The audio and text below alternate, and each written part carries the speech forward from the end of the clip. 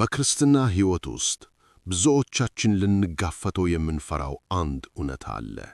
ይህም ሕይወታችን ከእግዚአብሔር ርቆ ሳለ አፋችን ግን በእግዚአብሔር ቃል ሊሞላ መቻሉ ነው። ቃላትን መደርደር፣ መዝሙር መዘመርና ጥቅስ መጥቀስ ቀላል መሆኑ ነው። ነገር ግን ትልቁ ጥያቄ ምርጫዎቻችንና አኗኗራችን የምንናገረውን ቃል ይመስላሉ ወይ የሚለው ነው። ካልሆነ ይህ ትንሽ አለመጣጣም ሳይሆን ከባድ መንፈሳዊ ቀውስ ነው። ጌታ ኢየሱስ እንዲህ ብሏል፣ ይህ ሕዝብ በከንፈሩ ያከብረኛል፣ ልቡ ግን ከኔ በጣም የራቀ ነው። ማቴዎስ 15:8። ቻርልስ ስፐርጀን ሲያስጠነቅቅ ልቡ ሳይለወጥ መጽሐፍ ቅዱስ በእጁ መዝሙር በከንፈሩ ይዘው ወደ ገሃነም የሚሄድ ሰው አለ ይላል። አደጋው በሰዎች ፊት ግብዝ መሆን ብቻ አይደለም፣ ይልቁንም ራስን ማታለል ነው። ስለ እግዚአብሔር ማውራት ስለምንችል ብቻ ከእርሱ ጋር ነን ብለን እናምናለን። በትናንሽ ስምምነቶች ማማከኝ እንጀምራለን። ሁሉም ሰው ይታገላል፣ እግዚአብሔር ይረዳል ብለህ ለራስህ ትነግራለህ። ቀስ በቀስ ቃላቱ የምትለብሰው ልብስ የዕለት ተዕለት ውሳኔዎችህን እውነታ የሚደብቅ መንፈሳዊ ዩኒፎርም ይሆናሉ። በውጭ በሕይወት ያለህ ትመስላለህ፣ በውስጥህ ግን ፍቅርህ ቀትኗል። ከጊዜ በኋላ በንግግርና በሕይወት መካከል ያለው ልዩነት የተለመደ ይሆናል። በአደባባይ ጸለህ በድብቅ ማማት፣ በአምልኮ እጆችህን አንስተህ ቤት ውስጥ በቁጣ መጮህ የተለመደ ይሆናል። ችግሩ አፍህ ማውራቱ አይደለም፣ ሕይወትህ በጣም የተለየ መሆኑ ነው። እሁድ በቤተ ክርስቲያን እጅ እናነሳለን፣ ሰኞ ግን በቁጣና በሐሜት እንሞላለን። ይህ መንታ ሕይወት በውጭ ሕያው በውስጥ ግን የደረቀ ማንነት ይፈጥራል። ቅዱስ ቃሉ ስለዚህ አደጋ በግልጽ ይናገራል። ኢየሱስ በማቴዎስ 7:21 ላይ በሰማያት ያለውን የአባቴን ፈቃድ የሚያደርግ እንጂ ጌታ ሆይ ጌታ ሆይ የሚለኝ ሁሉ ወደ መንግሥተ ሰማያት የሚገባ አይደለም ብሏል። ያዕቆብ 1:22 ደግሞ ቃሉን የምታደርጉ ሁኑ እንጂ ራሳችሁን እያታለላችሁ የምትሰሙ ብቻ አትሁኑ ይላል። ጥያቄው መቼም አትሳሳትም የሚለው ሳይሆን ሕይወትህ በእውነት ወደ ታዛዥነት እየተጓዘ ነው ወይስ በቃላት ጀርባ እየተሸሸገ ነው የሚለው ነው። እግዚአብሔር አስደናቂ ንግግሮችን አይፈልግም። እርሱ የሚፈልገው የተገዙ ሕይወቶችን ነው። ፈሪሳውያን ቃላትን አጣፍጠው ይናገሩ ነበር።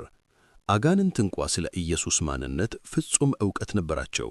ሆኖም አንዳቸውም አልታዘዙም። ስፐርጀን እንዳለው ምላስ ወደ ቤተ ክርስቲያን ሲሄድ እግሮች ወደ ኀጢአት ሊጓዙ ይችላሉ። ይህ መንታ ሕይወት ነፍስን ያደነዝዛል። ስለ ለውጥ ማውራት ራስህ እንደ ተለወጥክ አድርገህ እንድታመን ያደርግሃል። በማቴዎስ 7:21 ላይ ብዙዎች ያደረጓቸውን ሃይማኖታዊ እንቅስቃሴዎች እንደ ማስረጃ ያቀርባሉ። እርሱ ግን ከቶ አላውቃችሁም ይላቸዋል። ችግሩ የተናገሩት ሳይሆን ማንነታቸው ነው። ከእርሱ ጋር ሳይኖሩ ስለ እርሱ ተናገሩ።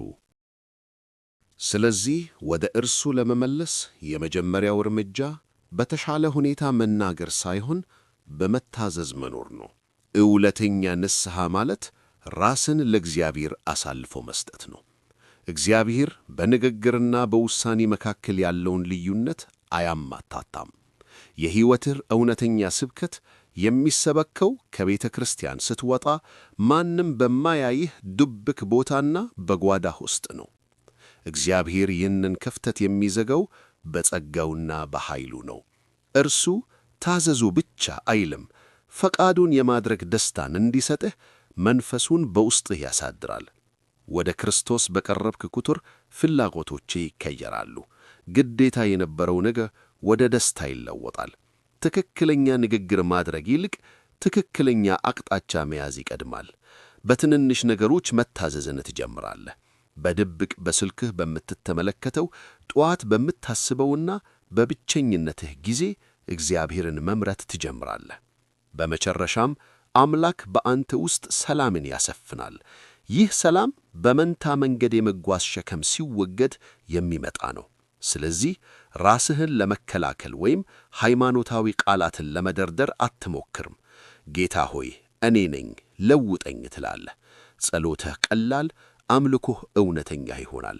መጽሐፍ ቅዱስ የምትጠቅሰው ስክሪፕት መሆኑ ቀርቶ የምትከተለው ድምፅ ይሆናል። ሰዎች አንተን ሲመለከቱ ስለ እግዚአብሔር ብዙ ማውራትህን ሳይሆን እርሱን መምሰልህን ያስተውላሉን።